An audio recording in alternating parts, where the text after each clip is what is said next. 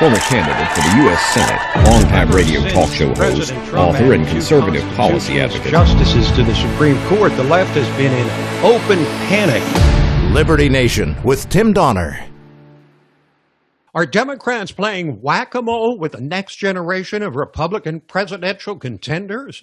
Welcome back into Liberty Nation Radio, a production of LibertyNation.com and heard from coast to coast on the Radio America Network. They spent 4 years trying to take down Trump. They succeeded.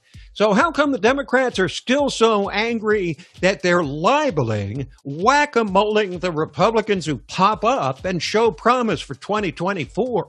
We'll examine just how low the leftists are going in trying to take down first Ron DeSantis and now Tim Scott. And we'll take it to the other end with a discussion on how Florida, led by DeSantis, has become the new hotbed for conservatism, as we're joined by LibertyNation.com editor-in-chief Lisa K. Donner, and how it's actually a mild-mannered Democrat who could wind up being the savior of the Republic, even though he never intended to be. We'll explain. Plus, LibertyNation.com legal affairs editor Scott Cosenza discusses Derek Chauvin asking the court for a new trial in the murder of George Floyd and other topics affecting your individual liberty on Talkin' Liberty. Say what? Say what? Say what? One more time. We kick things off with our signature segment, Say What, where we roll out a virtual assembly line of wacky, astonishing, damnable, and ultimately revealing things uttered by politicians and the chattering class. After the 2016 election, Republicans danced a bit on the grave of Hillary Clinton, but mostly rejoiced in the election of Donald Trump. The 2020 election, which should have been a cause for celebration for Democrats who captured not only the White House, but maintained a tenuous control of the House and seized power in the Senate. But instead of being overjoyed at taking down the evil orange man, they remain angry and have tried to play whack-a-mole by viciously kneecapping any Republican who might try to pop up and follow Trump in 2024. They're doing it to Florida Governor Ron DeSantis, victim of a libelous hit piece on TV's 60 Minutes. And now, you want to know how bad it's gotten on the emboldened but still bitter and know nothing left? Here's how bad.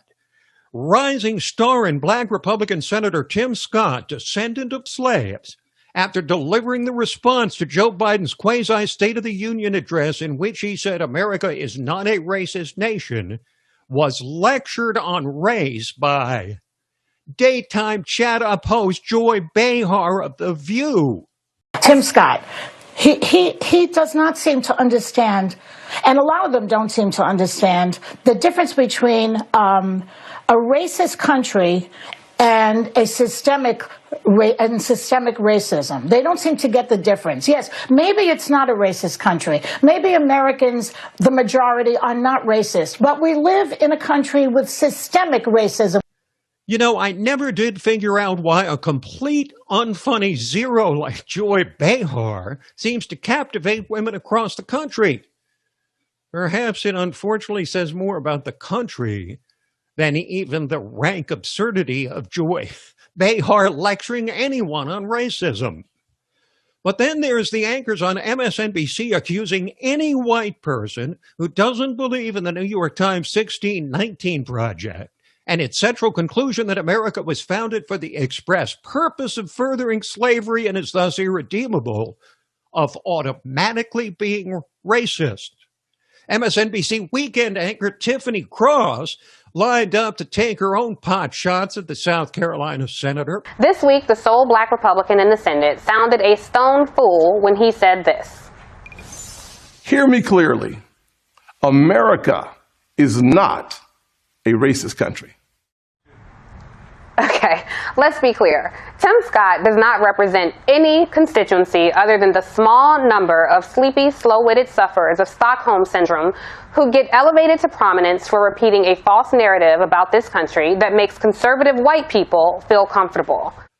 That woman went on to say Tim Scott should be called Uncle Tim because he's not down with the racial grievances of the progressive left. Then there's MSNBC's infamous Joy Reid saying any white person who still believes the false narrative about the country perpetrated over the last, almost 250 years is, of course, a racist. Thanks to the New York Times' seminal 1619 Project, which traces the consequences of slavery from its inception centuries ago to its modern-day implications for Black Americans, we've seen a growing movement to reframe how American history is taught in public schools. Well, some parents who are opposed to critical race theory as new curriculum aren't too pleased. Just because I do not want critical race theory taught to my children in school does not mean that I'm a racist, damn it. Actually, it does. Actually, it does.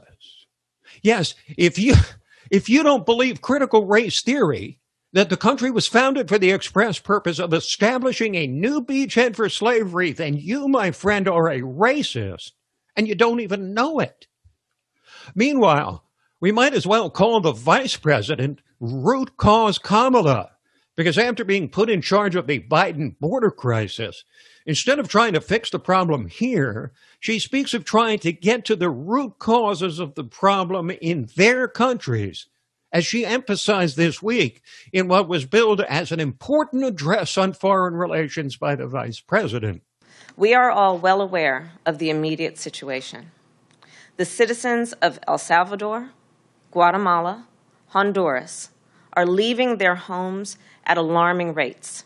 They leave only when they feel they must. We want to pick back up the kind of work President Joe Biden started when he was vice president.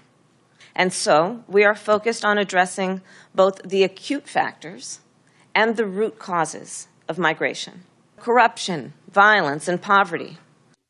Raise your hand if you think Kamala Harris can fix or even affect corruption, violence, and poverty in Guatemala, Honduras, and El Salvador. Yeah, I thought so. She has yet to even visit the border in the 100-plus days of the Biden administration, likely because doing so would only draw attention to a crisis the Biden-friendly media is all too happy to keep on the down low.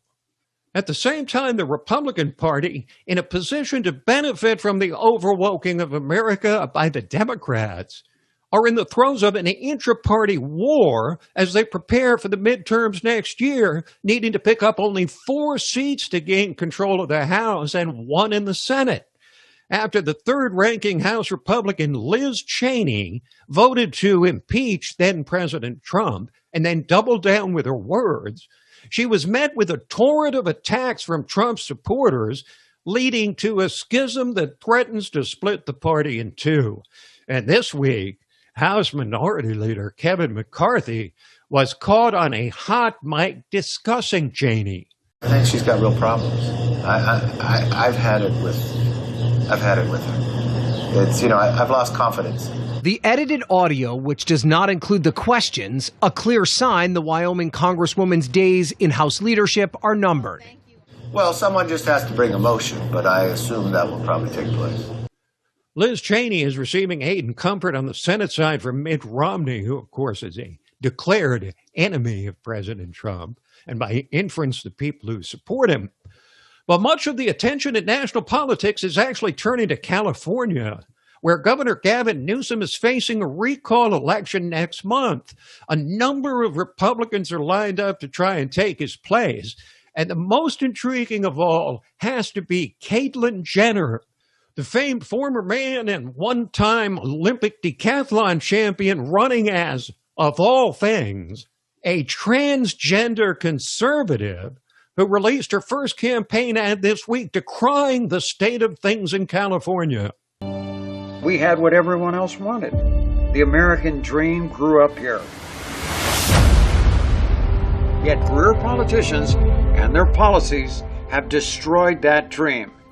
It's been locked away, closed, shuttered, left in the dark, burned down. The government is now involved in every part of our lives. They've taken our money, our jobs, and our freedom.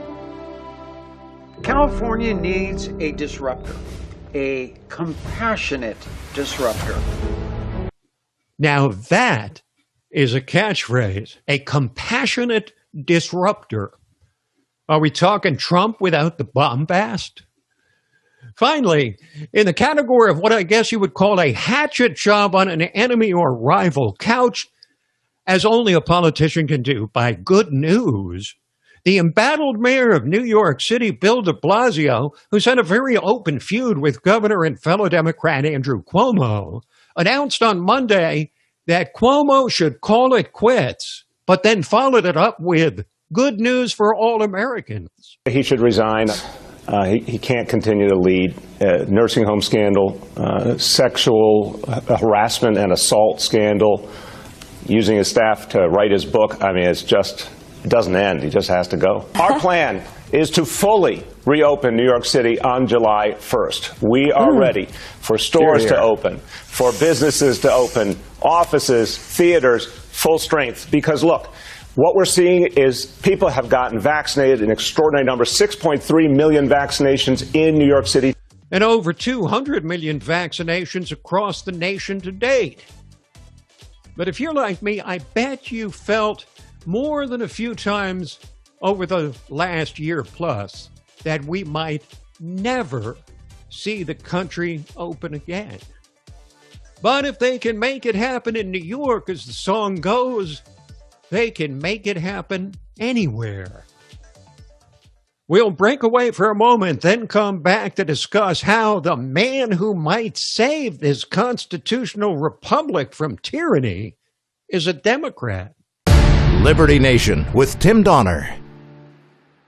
Could it be that the man who will save this constitutional republic from the slings and arrows of the ascendant collectivists intent on mangling the U.S. Constitution beyond recognition is, gasp, a Democrat?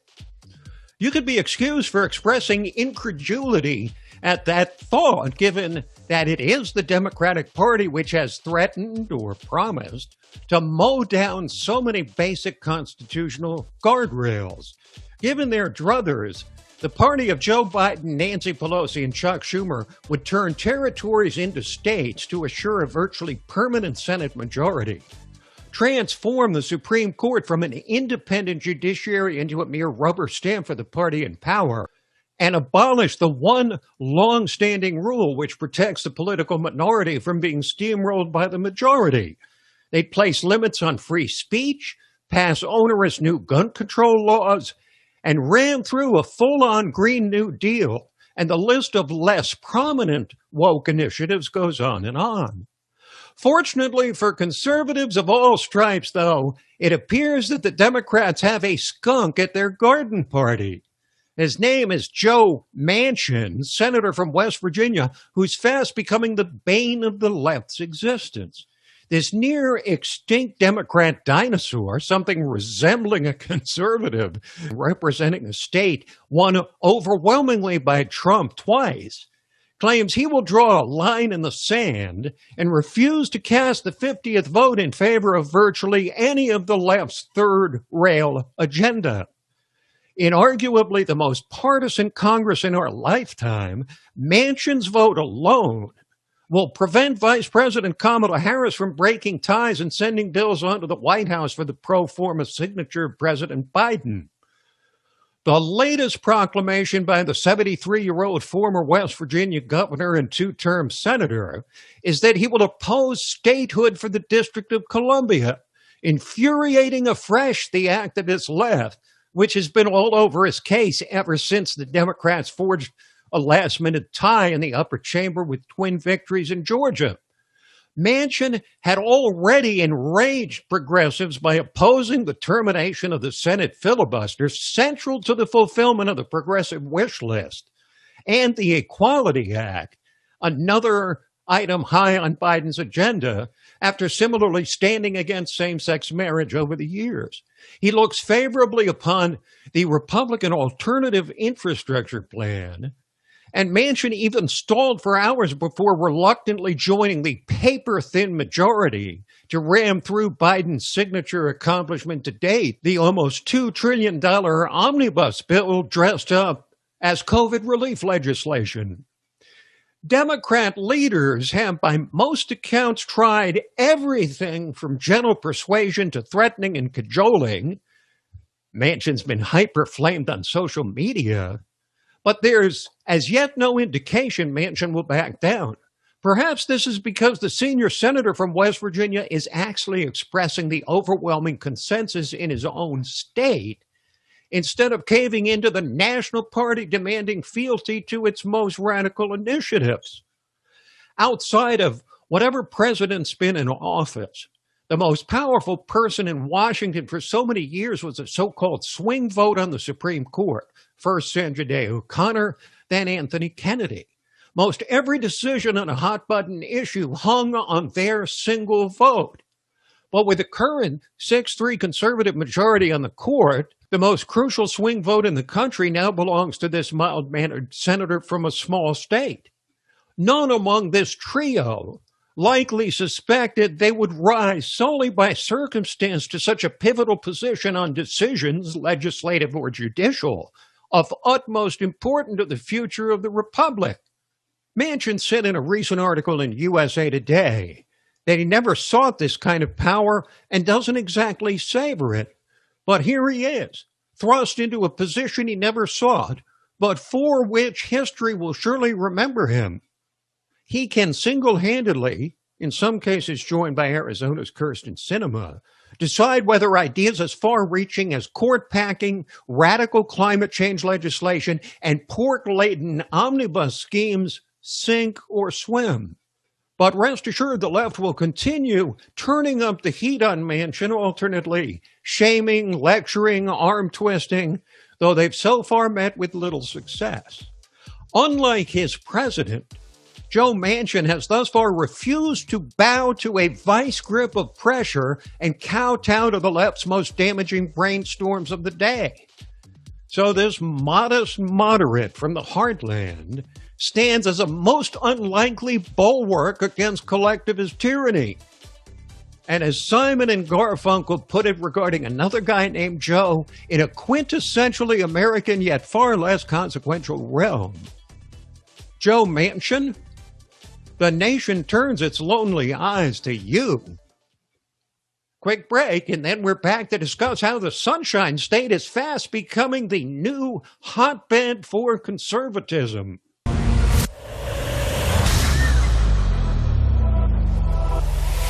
Hi, I'm Lisa K. Donner, along with Mark Angelides, Sarah Cowgill, Tim Donner, and Scott Cosenza, and this is Liberty Nation.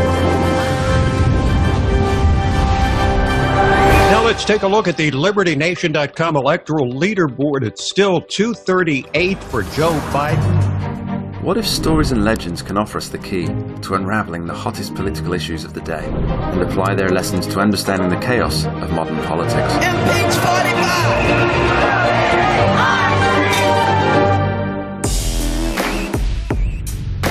Only where freedom of speech is honored can people who look, sound, or think differently be truly free.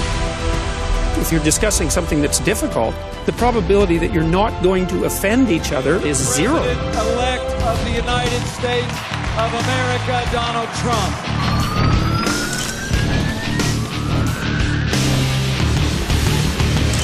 Donald J. Trump is now president. With one click, Liberty Nation delivers tomorrow's news. And remember, liberty. Today. All the time and everywhere. LibertyNation.com. Liberty Nation with Tim Donner. With Donald Trump gone and the GOP in utter disarray, in the throes of a vicious battle for the soul of the party between Trumpists and Bushies, which we discussed in the last segment, conservatives are desperately seeking solid ground, a safe haven, a place where one of theirs is in charge, where Trump did well, where conservative governance is ascendant. And the state which fits that exact profile in 2021 is Florida. And joining me is a woman with whom I have passed many an hour in the Sunshine State and thus knows of what she and I speak.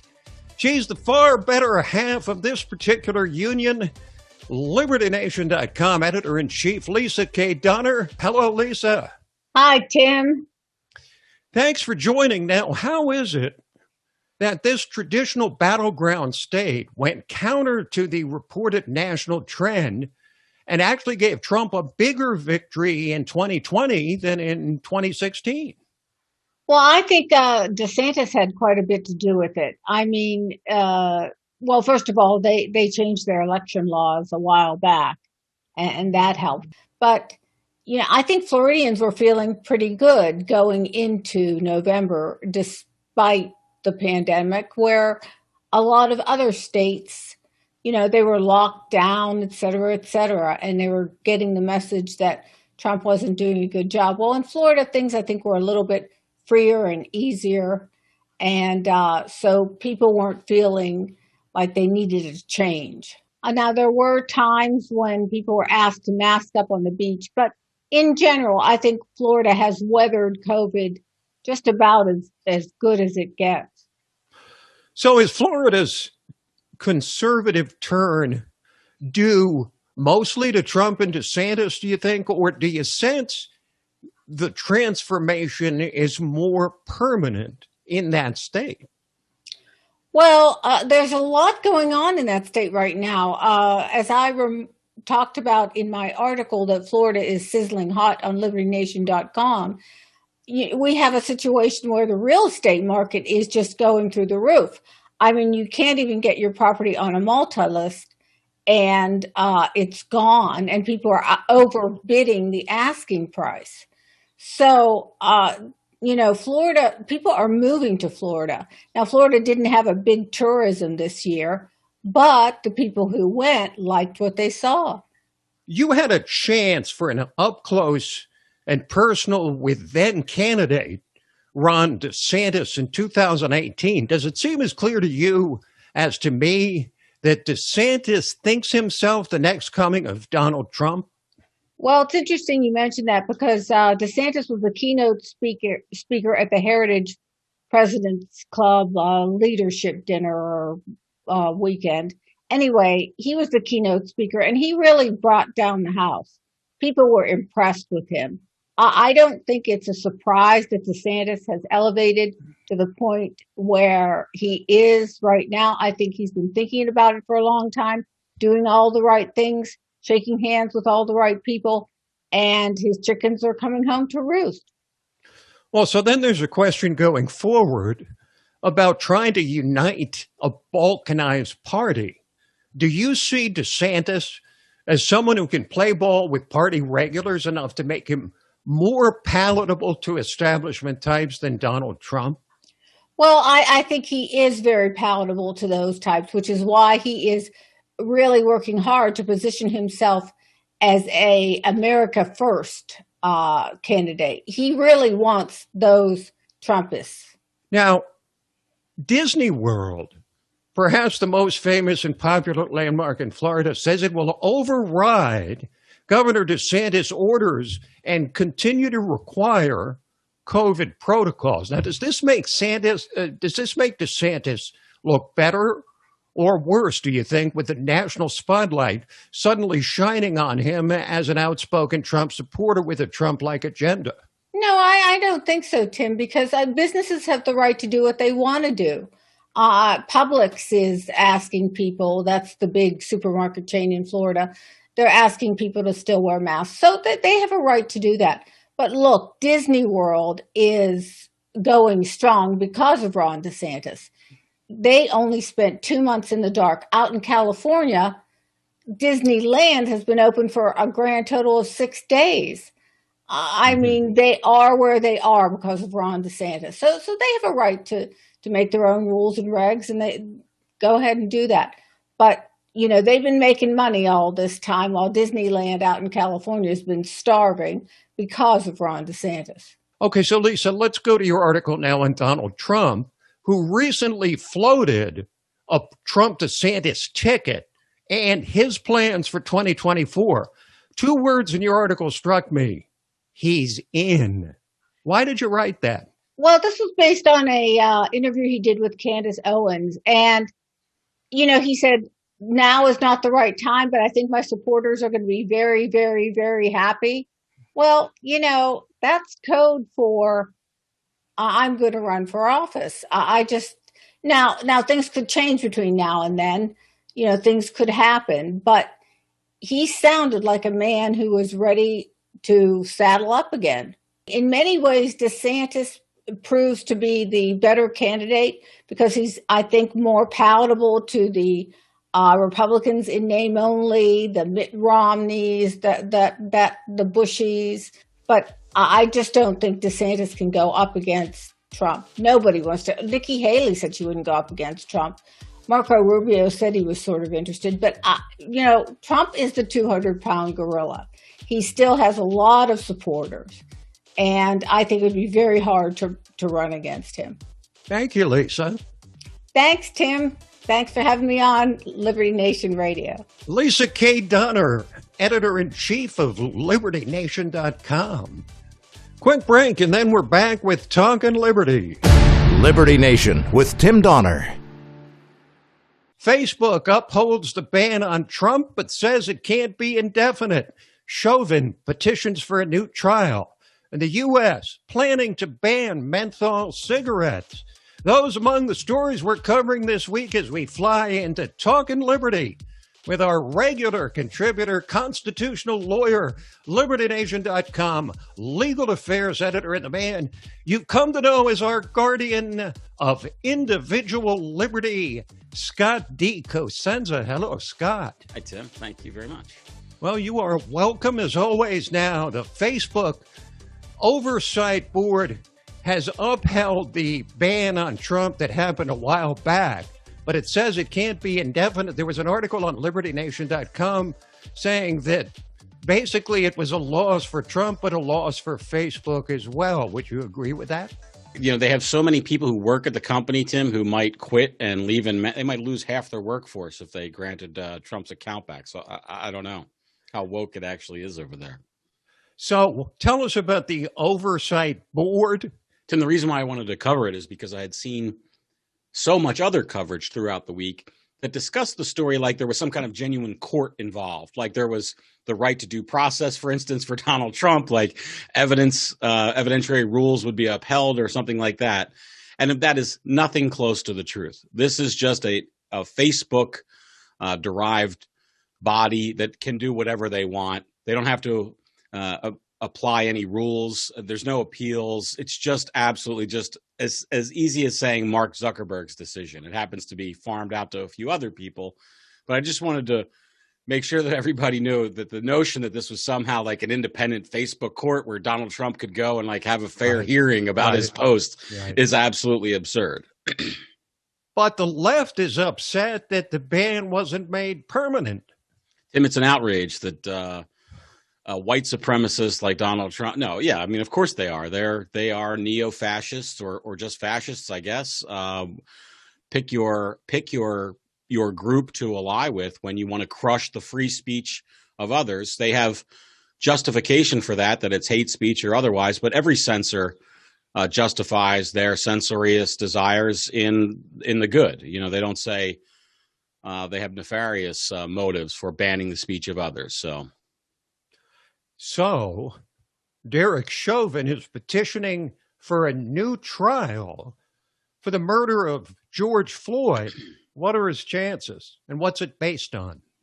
So we've talked a lot about throughout Liberty Nation properties, including, I think, the radio show and the podcast, The Uprising, and on print, about juror number 52, Mr. Brandon Mitchell, who's been on a media tour discussing incidents around the trial and his deliberations. Some of the appeal is based on that, Tim, but some of it, or most of it, I should say, is based on other matters that were already out there in terms of Mr. Chauvin. He being Mr. Eric Nelson, his attorney, alleges that he didn't receive a fair trial due to, for instance, the pretrial publicity, the lack of sequestration, which only took place after all the arguments were over, not moving the trial, and other matters. I think there were 10 plus all in that weren't counting juror number 52's revelations that Mr. Nelson thought gave rise to a new trial. And also, Tim added the count that even if one of those alone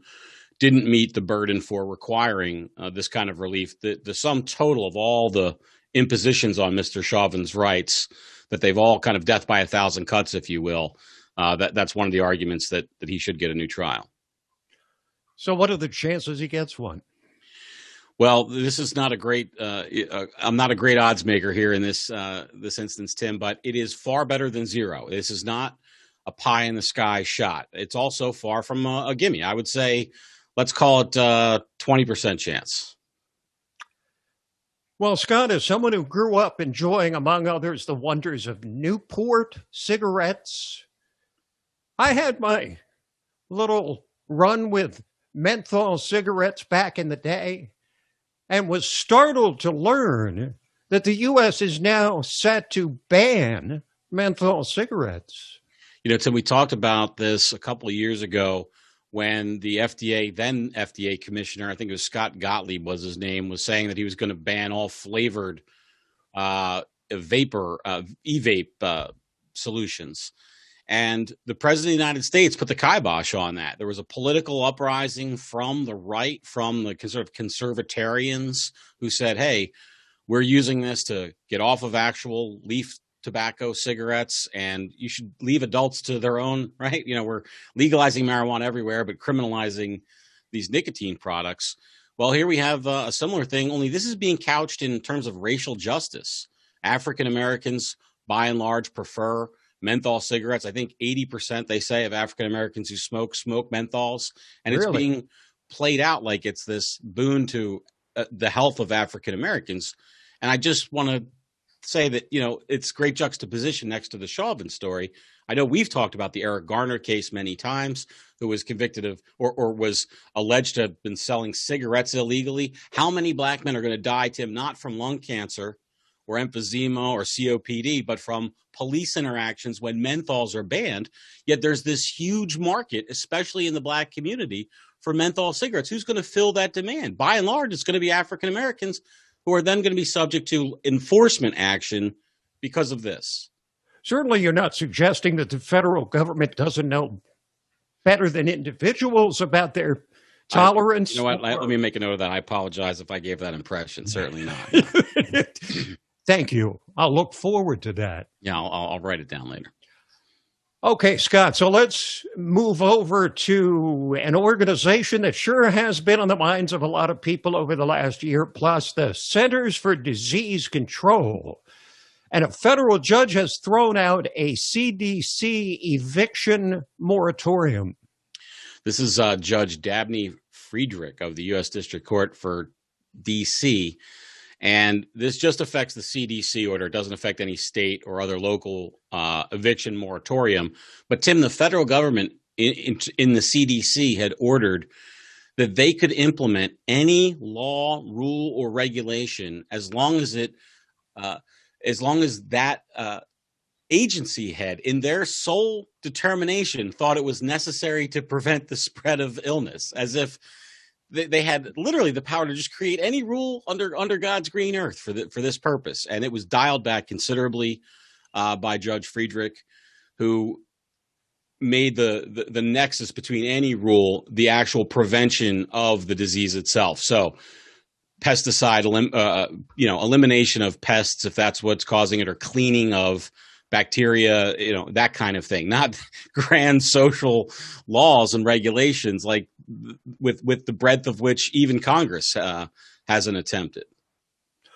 Well, in this woke culture, Scott, we're seeing more and more stories like this next one of an ex-Virginia Tech college soccer player suing the coach who benched her after she refused to kneel during a protest. All is not well in Hokie Nation, Tim.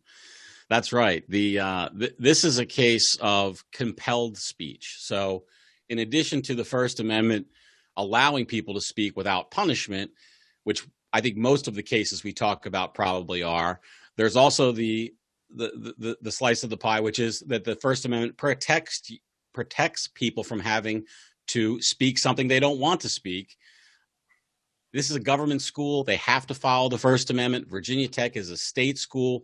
Kirsten Henning refused to kneel in celebration of the Black Lives Matter movement, and she was benched and then basically run off the team, is her allegation in court. And I think we're going to see more First Amendment challenges to this sort of thing as it becomes more sort of part of society, this sort of required genuflecting. Has the coach indicated that, yes, I sat her down because I didn't like her political views, or we're trying to claim it was because of some physical limitation, or what? We haven't seen the reply yet, Tim, but it'll be interesting to see. This is civil court. It's not criminal court, so the coach will have to be they will conduct a deposition, and we'll learn at least what he claims then was the real reason behind the benching. Okay, thank you, Scott. Thanks, Tim.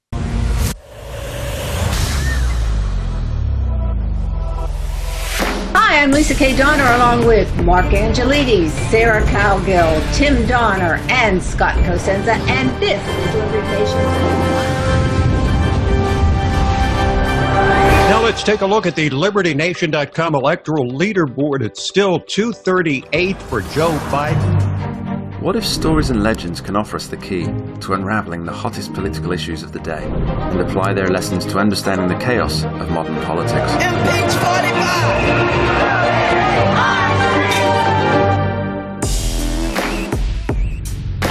Only where freedom of speech is honored can people who look, sound, or think differently be truly free. If you're discussing something that's difficult, the probability that you're not going to offend each other is zero. President-elect of the United States of America, Donald Trump.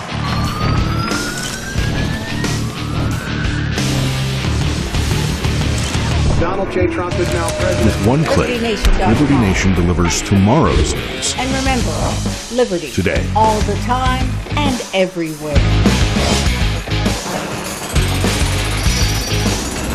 LibertyNation.com